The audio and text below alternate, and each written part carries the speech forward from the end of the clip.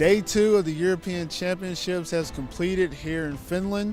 In the first game, Sweden's national team defeated Denmark's 30-20 in a game that was two distinct halves played by the Denmark and Swedish teams. In the first half of the game, Denmark ran the ball well, moved it down the field, and even took advantage of a muff punt by the Swedish national team early in the game and led at halftime 14-7. In the second half of the game, things turned bad for Denmark as their running game vanished, their passing game never really started, and Sweden's team decided to start making big plays on both the offensive and defensive side of the ball. Things got bad for Denmark when they had a bad snap go over the punter's head that turned into a touchdown for the Swedish national team. Then on the ensuing drive, Sweden's cornerback Marcus Persson got an interception that set up another Swedish touchdown. From there it was a wrap. The Swedish national team just kept taking care of business, making turnovers on defense, scoring on offense, and putting up enough points to get ahead late in the game and take this one to the house back to Sweden. Denmark played similar to their first game in this tournament, where they came out hot. They had a lot of emotions, a lot of passion. They played very tough at the beginning of the game, but just as in their first game, later on the better team won, and eventually they just were no match for the better team in this matchup. The second game of the night was France nationals team versus Great Britain's, where France came out on top 42-9. In this game, France led from the beginning and never looked back. They controlled the entire game. They led at the halftime 28-7.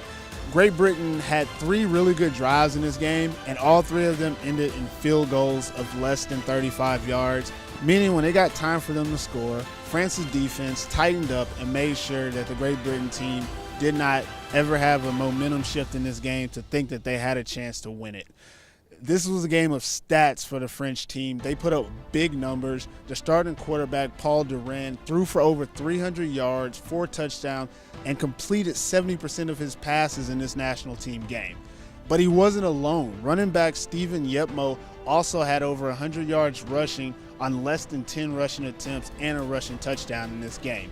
The stats don't stop there for the French team. They had two big-time receivers in this game. Nelson Timmy and Andrew James both totaled over 150 yards receiving and all 4 reception touchdowns in this game.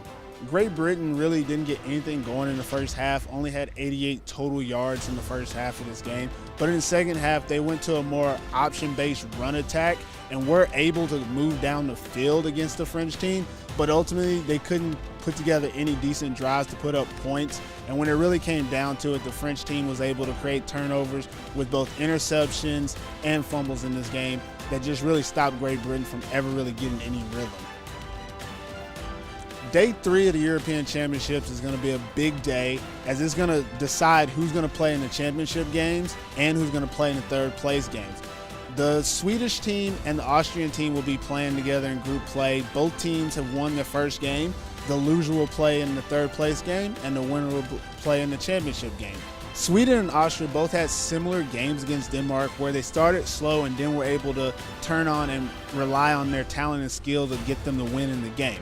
In this game, it'll be a deciding factor between the two teams, who starts off hot and who can keep it up in this game.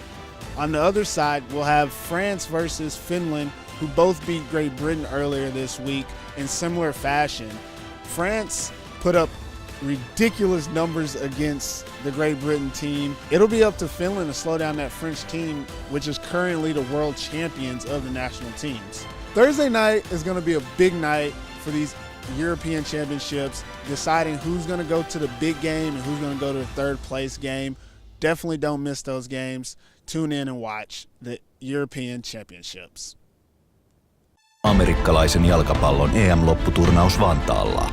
Ottelut pelataan MUP-areenalla Vantaan Myyrmäessä seuraavasti. Sunnuntaina Tanska vastaan Itävalta ja illemmalla Suomi kohtaa Britannian.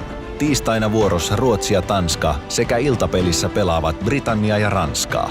Torstaina Itävallan ja Ruotsin pelin jälkeen Ranska kohtaa isäntämaa Suomen. Sijoitusottelut sekä finaalit pelataan lauantaina. Tule katsomaan.